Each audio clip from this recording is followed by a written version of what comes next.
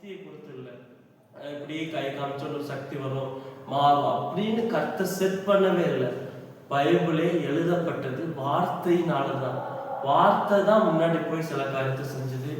ஏதோ ஒரு வார்த்தை உங்களுக்குள்ள வருது, அது பைபிள்ல இருந்து வருது, பைபிள பேசுறதுனால வருதுன்னா அந்த வார்த்தை மட்டும்தான் உங்களை சேஞ்ச் பண்ணும், உங்க வாழ்க்கையை மறுரூபமாக்கும். ஏதோ சக்தி மாத்தாது. அந்த வார்த்தை உங்களுக்குள்ள வந்து அந்த வார்த்தை நீங்க புரியும் போது அந்த வார்த்தை உடஞ்சி அந்த வார்த்தை நீங்க உணரும் போது அந்த வார்த்தை தான் உங்களுடைய உள்ள இருந்து இன்னொரு அற்புதங்களா, அதிசயங்களா, வரங்களா, கிருபைகளா ஒரு பெரிய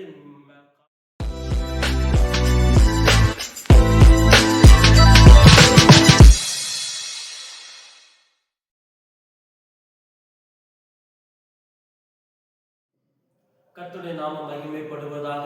உங்கள் அனைவரையும் இந்த வீடியோவின் மூலம் சந்தித்ததில் மிக்க மகிழ்ச்சி. எப்படி இருக்கீங்க? நல்லா இருக்கீங்களா? கொல்கத்தாவிலிருந்து உங்களை பார்த்து ஒரு சில வார்த்தைகள் பேசுறதுக்கு கர்த்தர் கிருபை செய்தால் கர்த்தர் உங்களை ஆசீர்வதிப்பார்கள். தொடர்ந்து இணைந்திருங்கள், தொடர்ந்து ஆதரவித்தார்கள். கர்த்தர் நம் மூலமாக பெரிய காரியத்தை செய்ய விரும்புகிறார். இன்றைக்கு நம்ம பார்க்கக்கூடிய பகுதி அப்போஸ்தலர் 3ஆம் அதிகாரம். உங்களுக்கு தெரியும், அந்த ஒரு பிறந்த நாள் முதல் சப்பானியா இருந்தவனுடைய வாழ்க்கையில இயேசு எவ்வளவு பெரிய அற்புதங்களை செய்தாருங்கிறத அதுக்கப்புறம் தியானிக்க போகிறோம். முதல் வசனம் 2வது வசனத்தை முன்ன பண்ற படிக்கிறேன். ஜெப வேலையாகிய 9ஆம் மணி நேரத்திலே பேதுருவும் யோவானும் தேவாலயத்திற்கு போனார்கள். அப்பொழுது தன் தாயின் வயிற்றிலிருந்து சப்பானியா பிறந்த ஒரு மனுஷனை சுமந்து கொண்டு வந்தார்கள். தேவாலயத்திலே பிரவேசிக்கிறவரிடத்தில் பிச்சை கேட்கும்படி நாடோறும் அவனை அலங்கார வாசல் எண்ணப்பட்ட தேவாலய வாசல்களிலே வைப்பார்கள்.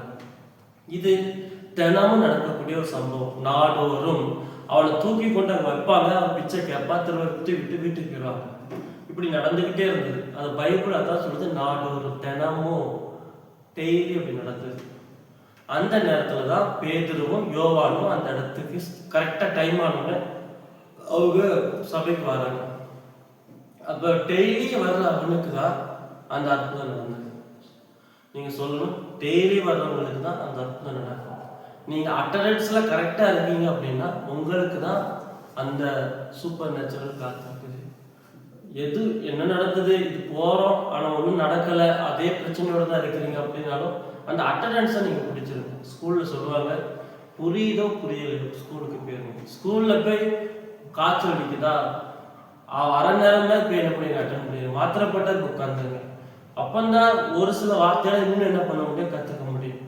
என்னதான் டியூஷன் இருந்தாலும் அது ஸ்கூல்ல போய் என்ன அட்டண்டன்ஸ்ல இருந்து ஃபுல்லா அங்கே இருக்கிறது ஒரு நல்லது அப்படின்னு சொல்லி நீங்க கேட்க முடியும். அதே தான் அந்த அட்டண்டன்ஸை என்ன பண்ணுங்க, ஃபோக்கஸ் ஆகுங்க. உங்க அந்த அட்டண்டன்ஸ்ல ரொம்ப தேவையில்லாம ஆப்ஷன்ல என்ன பண்ணக்கூடாது, ஆகவே கூடாது. அப்படி கரெக்டா இருந்ததுனாலதான் பேதுரு யோவானும் அன்னைக்கு போகும்போது கரெக்டா என்ன பண்ணிட்டாங்க, அந்த அற்புதத்தை அவங்க ரிசீவ் பண்ணிக்கிட்டாரு. அன்னைக்கு அவன் போகலன்னா எத்தனையோ பேர் இல்லை, எத்தனையோ பேருக்கு அவங்க அதை செய்யலை. அவன் ஒருத்தர் தான் அந்த இடத்துல இருந்தான், அவன் ஒருத்தர் தான் அந்த கேள்வி கேட்டான், ஒருத்தர் தான் அற்புதம் நடந்தது. அதே போல இன்னைக்கும் நீங்க சில நேரம் யோசிக்கலாம், நான் கண்டினியூவா அதை பண்றேனே, எனக்கு எதுவும் நடக்கலையே அப்படி நீங்க கவலைப்படலாம். ஆனா அந்த காரியத்தை கர்த்தர் கவனிக்கிறார். இந்த ஹெவன்ல, பரலோகத்துல அது உங்களுக்கு கணக்குல இருக்குது. அது கர்த்தர் பார்க்கிறார். அப்போ ஒரு பேதுருவோ இல்லை ஒரு யோவானோ ஒரு ஊழியக்காரரோ ஒரு ஏதோ ஒன்று உங்களுக்கு அந்த நேரத்தில் என்ன பண்ண நடக்கும். அது கன்சிஸ்டன்சில தான் அது கட்டப்பட்டிருக்கு. சில பிளஸிங் அது உங்களால் ரிசீவ் பண்ண முடியும். ஆமே. 2வது வசனம் வாசிக்கிறேன். தேவாலயத்திலே பிரவேசிக்க போகிற பேதுருவையும் யோவானையும் அவன் கண்டு பிச்சை கேட்டான். பேதுருவும் யோவானும் அவனை உற்று பார்த்து, எங்களை நோக்கி பார் என்றார்கள். பேதுருவும் யோவான் என்ன சொல்றான், என்ன நோக்கி பாரு. இவன் அவங்கள என்ன பண்றா, கேட்டு பிச்சை கேட்கிறான். அவனோட பார்வையில் என்ன இருக்குன்னா, இவங்ககிட்டே பிச்சை கேட்கிறான். சிலர் சொல்றாங்க, அந்த அளவுக்கு பேதுரு யோவானோ பெரிய ஒரு ஊழியக்காரர்கள் கிடையாது. இப்பதான் வளர்ந்து வர்றவங்க, இப்பதான் இயேசு கிறிஸ்துலாம் போயிருக்கிறாங்க, இப்பதான் புதுசா ஆரம்பிச்சிருக்கிறாங்க, இப்பதான் இயேசு கிறிஸ்துவை பத்தி பிரசங்கம் பண்றாங்க. அவங்க இயேசு கிறிஸ்துவோட இருந்த அனுபவம், பரிசுத்தாவியரை பெற்றுக்கொண்ட அனுபவத்தை ஷேர் பண்றாங்க. அந்த வீட்டு சபை இனிமேதான் உருவாக போகுது. பின்னாடி பேக்ரவுண்ட் தான் கிடையாது. வெளியே இருந்த ஆரோக்கியமான ஆடைகள், ஆரோக்கியமான காரியங்கள் எதுவுமே அவங்ககிட்ட இல்லை. இப்போதைக்கு கொஞ்சம் தான் இருக்குது. உடைகளா இருக்கட்டும், எல்லா விதத்திலும் பார்க்குற தோற்றத்துல இருக்கட்டும். ஆனாலும் அவனுக்கு அவங்க கிட்ட கேட்கணும் அப்படிங்கிற ஒரு எப்பவும் போல எல்லாரையும் போல அவங்க கிட்ட என்ன பண்ண கேட்க ஆரம்பிச்சான். ஆனா இதுல அவன் பண்ணாத ஒரு நல்ல காரியம் எல்லாத்தையும் போல கேட்டான். யாருமே சர்ச் பண்ணல, யாருமே ஜட்ஜ்மெண்ட் பண்ணல. இவன் ஒரு சின்ன காரியத்தை வச்சுக்கிட்டு என்னைக்கும் செஞ்சிருப்பாங்க, அந்த காரியத்தை பிடிச்சிட்டு இது இப்படித்தான், இவன் மாறவே மாட்டான் அப்படின்னு சொல்லி ஒரு ஜட்ஜ்மெண்ட்ல வச்சு அவங்கள அந்த காரியத்தை யூஸ் பண்ணாம தள்ளி வைக்கிறது, அல்லது அந்த காரியத்துல இவங்கிட்ட எந்த நன்மை வராது அப்படின்னு ஒதுக்கி வச்சிருக்கு. நம்ம மைண்ட்ல சிறைச்சாலைகள் உருவாக்கி இவங்க இப்படிதான் ஒவ்வொரு இடத்துலயும் என்ன பண்றது அடைச்சு வைக்கிறது. இதெல்லாம் முற்றிலுமா தவிர்க்கக்கூடிய ஒரு சில காரியங்கள். அவன் எல்லாரையும் போல அவங்க கிட்ட என்ன பண்ண கேட்டான், நல்ல வேலை கேட்டான். அப்பந்தான் இந்த சம்பவம் நடக்குது. நம்ம சிலரை நம்ம நினைச்சோம், நம்மளாம் அப்படி நினைச்ச அந்த இடத்துல அந்த இடத்துல இருந்து நான் செய்ய போறேன், நீ எப்படி தடுக்க முடியும்? அவங்க மூலமா நடக்கும், அவங்க மூலமா அந்த காரியம் வாய்க்கும். அந்த இடத்துல இருந்து நான் கொண்டு வருவேன். அந்த இடத்துல நான் பார்த்தேன், நான் வேண்டாம்னு ஒதுக்கி வச்சேன், நான் சர்ச் பண்ண சில காரியங்கள் தோல்வியில முடிஞ்சிருக்கு. நம்ம ஜட்ஜ்மெண்ட் பண்றதை விட்டுட்டு நம்ம கடமையை நம்ம செஞ்சுக்கிட்டே இருக்கணும். யாரை கொண்டு கர்த்தர் யூஸ் பண்ணுவார், யாரை கொண்டு பிளஸிங் வரும், யாரை கொண்டு நம்மளுடைய அடுத்த மூவுக்கு, அடுத்த ஊழியத்துல போறதுக்கு, அடுத்த சில காரியங்களை செய்யறதுக்கு, சில நல்ல விஷயங்கள் நடக்கிறதுக்கு கர்த்தர் யாரை கொண்டு செய்வார். நம்ம அந்த ஜட்ஜ்மெண்ட் பார்வை தூர வைக்கிறது ரொம்ப ரொம்ப நல்லது அப்படிங்கிறத நம்ம புரிஞ்சுக்க முடியும். மூன்றாவது 5ஆம் வசனம், அவன் என்னிடத்தில் அவன் அவர்களிடத்தில் ஏதாவது கிடைக்கும் என்று எண்ணி அவர்களை நோக்கி பார்த்தார். அப்பொழுது பேதுரு, வெள்ளியும் பொன்னும் என்னிடத்தில் இல்லை, என்னிடத்தில் உள்ளதை உனக்கு தருகிறேன், நசரேயனாகிய இயேசு கிறிஸ்துவின் நாமத்தினால் எழுந்து நட என்று சொன்னார். அவனோட எதிர்பார்ப்பு ஏதாவது கிடைக்கும், அந்த நாட்கள்ல வெள்ளியும் பொண்ணும் அது கிடைக்கும் அப்படின்னு அவன் எதிர்பார்த்தான். கொஞ்சம் நிறைய கிடைக்கும் போல, கொஞ்சம் நின்றுலாம் பேசுறாங்க, மற்றவங்களாம் அடி கொடுத்து டப்புன்னு ஓடிடுவாங்க, கொஞ்சம் நின்று பேசுறாரு, கொஞ்சம் வெயிட் பார்ட்டி போல கொஞ்சம் இதாக கிடைக்கும் அப்படின்னு அவனோட எண்ணம். ஆனா அவங்க பேசுறது எல்லாமே எட்டர்னலை பத்தி தான் பேசுறாங்க. அவங்க இந்த இப்போ உடனே டெம்பரவரியா கிடைக்கக்கூடியதை பத்தி அவங்க ஃபோக்கஸ் பண்ணல. அவங்களுக்கு கொடுக்கணும்னு ஒரு ஆசை இருக்குன்னா அது என்னன்னா இயேசு கிறிஸ்துவை தான் அவங்க கொடுக்கணும்னு நினைக்கிறாங்க. அவங்க ஒரு சுகத்தை கொடுக்கணும்னு நினைக்கிறாங்க. அவங்க மூலமா அந்த இயேசு கிறிஸ்து செய்யக்கூடிய சுகம், இயேசு கிறிஸ்துடைய காஸ்பல், அவருடைய அன்பை தான் அவங்க ஷேர் பண்ணணும்னு நினைக்கிறாங்க. இது எல்லாமே எட்டர்னலா என்ன பண்ணி இருக்குது. இந்த காரியங்கள், இந்த அனுபவங்கள், இயேசு கிறிஸ்துவோட நடக்கிற அனுபவம், இயேசு கிறிஸ்துவ புரிஞ்சுக்கிற ஒரு அனுபவம், அவருடைய ஒவ்வொரு வேதாந்தத்தை படிச்சு அதுல இருந்து கிடைக்கிற ஒரு நன்மைகள், அவரோட நடக்கிற அனுபவம், அவர் மூலமா அவரோட பேசுற அனுபவம், பல மணி நேரம் அவர் கூட இருக்கிற அனுபவம், இது எல்லாம் நம்ம என்ன பண்ணணும், கற்றுக்கொள்ளணும். இதெல்லாம் முக்கியமானது. இதை குறித்து நம்ம எப்பவுமே சிலர்கிட்ட எதிர்பார்க்கறது இல்லை. நம்ம எதிர்பார்க்கறது எல்லாம் டெம்பரவரி எதிர்பார்ப்போம். நம்ம எல்லாமே இப்போ ஏதாவது கிடைக்கணும், இப்போ சடன்லி எனக்கு ஒரு பெயின் இருக்கு, அது கீழாகும். அந்த பெயின் எதுவானது, அந்த பணத்தின் மூலமா கீழாயிருமா, இந்த இடத்துல கீழாகுமா? ஆனா அந்த பெயின் இருந்தாலும் பிரச்சனை இல்லை. ஆனா அது கீழாவதுக்கு கொஞ்சம் நேரம் எடுத்தாலும் பரவாயில்ல. ஆனா நீங்க ஒரு சத்தியத்தை புரிஞ்சுக்கிறதுனால அது உங்க வாழ்க்கையில இருந்து அந்த பெயின் போகும். அதுக்கு கொஞ்சம் நேரம் இருக்கும். ஆனா அந்த சத்தியத்துல இருந்து உங்களுக்கு கிடைக்கிற விடுதலை வேற லெவல்ல இருக்கும், அது வேற மாதிரி. ஸோ அந்த டைம் ஆனாலும் பரவாயில்ல, ஒரு சத்தியத்தை நான் புரிஞ்சுக்கிட்டதுனால, நான் தேவ சமூகத்தில் அமர்ந்ததுனால, அவர்கிட்ட இருந்து வர்ற ஒரு சுகமா இருக்கட்டும், அதெல்லாம் எட்டர்னலா அவருக்கு ஆகக்கூடியது. அதெல்லாம் வாழ்க்கையில அவரை புரிஞ்சுக்கிற, அவரோடு நடக்கிற, அவரோடு பேசுற, அவரோடு வாழுற ஒரு அனுபவத்தை சம்பந்தப்பட்டது. அது உங்களுக்கு கிடைக்கணும் அப்படிங்கிறத நான் பண்ண விரும்புகிறேன். ஆமே.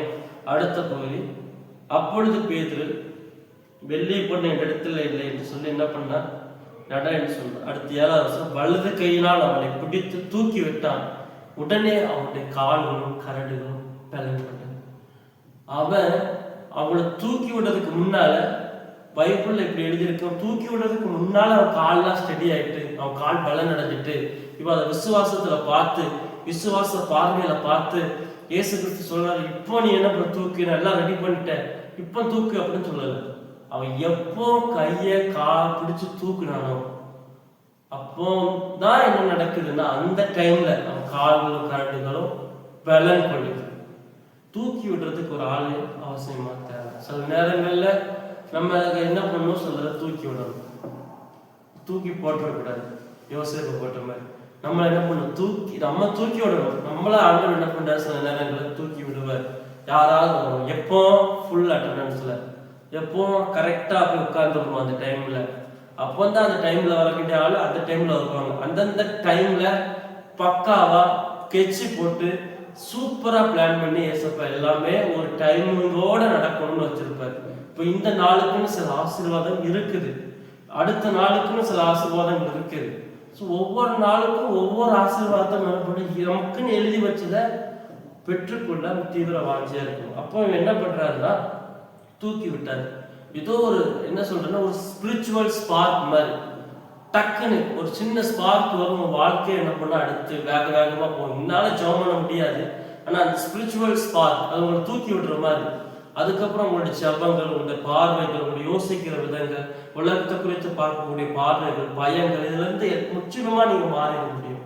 அதெல்லாம் ஒரு நாள்ல என்ன பண்ண நடக்கும். உங்களால இதுக்கு முன்னாடி பைபிள் புக் கூட ஒரு உங்க புக்கில் இன்னொரு புக்கு போல ஏதோ சப்ஜெக்ட்ல அது ஒரு சப்ஜெக்ட், இது ஏதோ ஒரு டெம்பரரி ஏதோ ஒரு ரொட்டீன் லைஃபா இருந்தது. ஆனா அதுக்கப்புறம் என்ன நடக்கும்னா அந்த ஸ்பிரிச்சுவல்ல நடக்கிற அந்த பெரிய மாற்றத்துக்கு அப்புறம் ஜெபம் பண்ண பண்ண பண்ண பண்ணணும்னு ஆசையா இருக்கும், அவரோட பேசணும்னு ஆசையா இருக்கும்.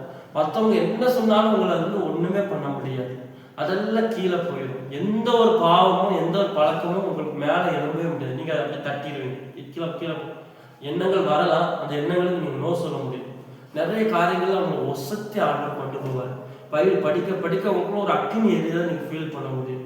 ஜெபம் பண்ணா நிறுத்தக்கூடாது அப்படிங்கிற ஒரு எண்ணம் தான் இருக்குமே தவிர நிறுத்தணுங்கிற எண்ணமே இருக்காது. எப்படியாவது எதுக்காவது ஜெபம் பண்ணணும், ஆண்டவரோட இருக்கணும், அந்த அக்கினியிலே இருக்கணும் அப்படிங்கிறதுலாம் அதை வந்து அந்த ஸ்பார்க் ஆன பிறகு அவங்க தெரியும். அந்த கொஞ்சம் அதை எக்ஸ்பீரியன்ஸாக பண்ணிட்டீங்கன்னா அந்த டக்குன்னு அந்த கொஞ்சம் என்ன சொல்ற லைட்டர்ல வந்து கேஸ்ல அடிக்கும்போது தீ வருது இல்லை, அந்த கொஞ்சம் சின்ன ஸ்பார்க் மாதிரி வரும். அதுக்கப்புறம் தான் கேஸ்ல மட்டும் தீ வரும். அந்த மாதிரி ஒரு சின்ன ஒரு சேக் உங்க வாழ்க்கையில் என்ன பண்ண கற்று செய்ய விரும்புவாரு. அதுக்கு நீங்க என்ன பண்ணணும், அப்படி போனாதான் கிடைக்கும், அது நடக்கும், உங்க வாழ்க்கை நடக்கும். அது உங்களுக்கானது, அது யாருக்கானது இல்லை, எல்லாருக்கானது, உங்களுக்கும் ஆனது. அது உங்களுக்கு வந்து சேரும் அப்படிங்கிறதுல தெளிவாகும். கர்த்தவங்களை கண்டிப்பா என்ன பண்ணுவாரு, அதை நடத்துவார். அதுக்கப்புறம் நடந்ததுன்னா அவன் 8வது வசனத்துல அவன் குதித்தெழுந்து நின்று நடந்தான். நடந்து குதித்து தேவனை துதித்து கொண்டு தேவாலயத்துக்கு போனான். இதுவரைக்கும் நடக்காதவன், நடந்ததே கிடையாது, இப்ப நடக்க ஆரம்பிச்சான். இதுவரைக்கும் சில காரியத்துல நீங்க ஜெயிச்சதே கிடையாது, அதுக்கப்புறம் என்ன நடக்குன்னா ஜெயிக்க ஆரம்பிச்சிருக்கீங்க. இதுவரைக்கும் சிலதை பார்த்து நீங்க பயந்துட்டே இருந்தீங்க, நீங்களே முடிவே பண்ணிட்டீங்க, இதுல நமக்கெல்லாம் நடக்காதுப்பா, நம்ம ஏரியா கிடையாது அப்படின்னு நீங்க நினைச்சிட்டீங்க. ஆனா அதுல கர்த்தர் என்ன பண்ணாரு, உங்களை நடத்தி கொண்டு வருவார். இது வரைக்கும் உங்க மைண்ட் தாட் எல்லாம் இப்படிதான் இருந்தது, சார் இதெல்லாம் ஓகே, இது செஞ்சிருவேன், அது செஞ்சிருவேன், இது செஞ்சிருவேன், ஆனா இது மட்டும் நம்ம ஏரியா இல்லை போல. ஆனா அந்த ஏரியால நீங்க நல்லா பண்ண கர்த்தர் உதவி செய்வார். பயத்து மேல நடந்துருவீங்க, பிரச்சனை மேல நடந்துருவீங்க. என்னதான் வரட்டும், யார் ராஜாவா இருக்கட்டும், உங்களுக்கு ஆனது உங்களுக்கு கர்த்தர் வந்துகிட்டே இருக்கும். எல்லா பொருளாதாரமா இருக்கட்டும், சூப்பர் நேச்சுரலா இருக்கட்டும், அவர் ஜபத்துல ஆவிக்கிற வாழ்க்கையா இருக்கட்டும், எல்லாத்துலயும் நீங்க சூப்பரா கர்த்தவங்களை மாத்திடுவார். அப்படி நடக்க வச்சிருவாரு. உட்காரவே மாட்டீங்க, நடந்துருவீங்க. அது அப்படியே ஒரு இடத்துல ஸ்டக்கா இருக்க மாட்டீங்க, ஓவர் கம் பண்ணி போயிட்டே இருப்பீங்க. முன்னாடிலாம் ஒரு சின்ன காய்ச்சல் இருந்தா 10 நாள் அப்படியே ஸ்டக் ஆயிருவீங்க. ஒரு சின்ன யாரோ ஒருத்தர் சொல்லிட்டா 10 நாள் அந்த வார்த்தையை பிடிச்சிக்கிட்டே இருப்பீங்க. இப்போலாம் அது 2 செகண்ட்ல போயிடும். அந்த காய்ச்சல் எல்லாம் மறந்துடும். அந்த காய்ச்சல்லாம் காலையில வச்சுன்னா மதியம் மறந்துடும். அந்த அளவு பிரச்சனைகள், வியாதிகள் இதெல்லாம் ஓவர் கம் பண்ற அளவுக்கு நீங்க நடக்கிற அளவுக்கு நீங்க சொல்லுங்க, நான் நடக்கிற அளவுக்கு கர்த்தனை மாற்றுவார் அப்படின்னு சொல்லுங்க. நான் நடக்கிற அளவுக்கு கர்த்தனை மாற்றுவார்.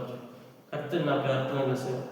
10வது வருஷம் அவன் நடக்கிறதையும் தேவனை துதிக்கிறதையும் ஜனங்கள் எல்லாரும் கண்டு, அதுக்கப்புறம் சொல்றது அவங்க எல்லாம் ஆச்சரியப்பட்டாங்க. அவங்க எல்லாம் என்ன வந்து கேட்டாங்க. அவன் ஒரு சுவிசேஷத்தை சொன்னான். இது எல்லாம் செஞ்சதுக்கு ஆண்டவர் ஒரு மனுஷனை ஜெயிக்க முடியாததை உன்னை ஜெயிக்க வைக்கிறாருன்னா எதுக்காக? ஒரு நல்ல காஸ்பல் நீங்க பிரசன்ட் பண்ணுவீங்க அப்படிங்கிறதுக்காக. உங்க மூலமா சூப்பரா காஸ்பல் ரீச் ஆகும். உங்க மூலமா இயேசு குறித்து நீங்க அழகா சொல்லுவீங்க, உட்கார வச்சு நல்ல கிளீனா சொல்லுவீங்க. இப்படி இருந்த ஒரு இன்ச்சு நடக்கல, இவனை இப்படி நடந்தது எப்படி இதனால அப்படின்னு சொல்லி நீங்க அழகா சொல்லுவீங்க. எப்படி ஆண்டவர் செஞ்சார், ஏண்டவர் ஏன் வந்தார், இயேசு ஏன் வந்தார், ஏன் மரித்தார், ஏன் பாவத்தை சுமந்தார், இதுக்கு பின்னால என்ன காரணம், இது எல்லாம் நீங்க எக்ஸ்பீரியன்ஸ்ல என்ன பண்ணுவீங்க, மூவ் பண்ணுவீங்க. அதுக்கு தான் உங்களை நடந்துச்சு. ஏன்னா நீங்க அதுக்கப்புறம் நீங்க வேற விதமா ஷேர் பண்ணுவீங்க ஒவ்வொரு விஷயத்தையும். உங்களுடைய எல்லா ஆசீர்வாதங்களும் எதுக்காகனா அவரை நீங்க பிரசன்ட் பண்றதுக்காக, அவரை நீங்க வெளிப்படுத்துறதுக்காக.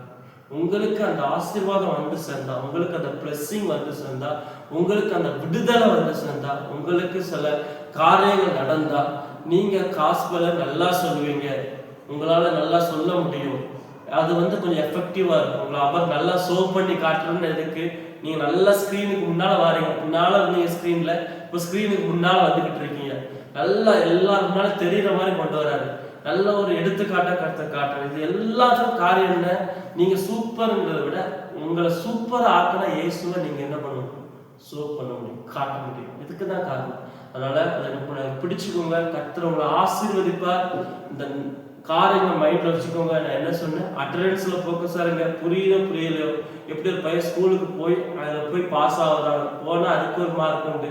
நம்ம அட்டண்டன்ஸ்ல போக்கஸா இருங்க. அப்போதான் இந்த மாதிரி திடீர்னு நடக்கக்கூடிய காரியங்கள், திடீர்னு வந்து என்ன நடக்கும் தெரியாது, ஏதோ ஒரு மீட்டிங்ல, ஏதோ ஒரு ப்ரோக்ராம், ஏதோ ஒரு சர்வீஸ்ல, ஏதோ ஒரு ப்ரேயர் மீட்டிங்ல நடக்கக்கூடாதது, நீ கற்பனை பண்ணாததுலாம் வந்து நடக்கும்.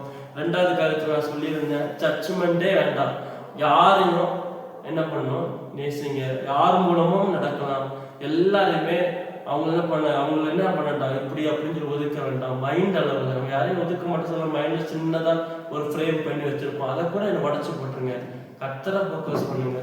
மற்றதெல்லாம் கர்த்தர் என்ன பண்ணிருப்பாரு பார்த்துப்பாரு. எட்டர்னல்ல ஃபோக்கஸா இருங்க. நித்தியமானதுல காத்துருங்கன்னு சொன்னேன்.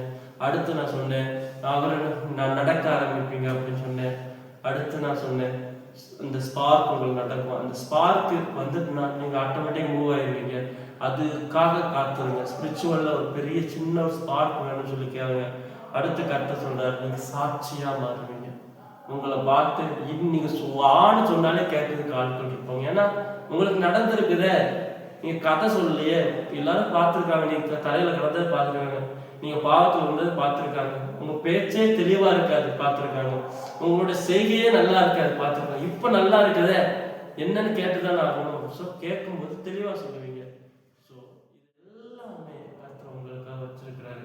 பிடிச்சுக்கோங்க. வார்த்தையை விட்டுறாதீங்க.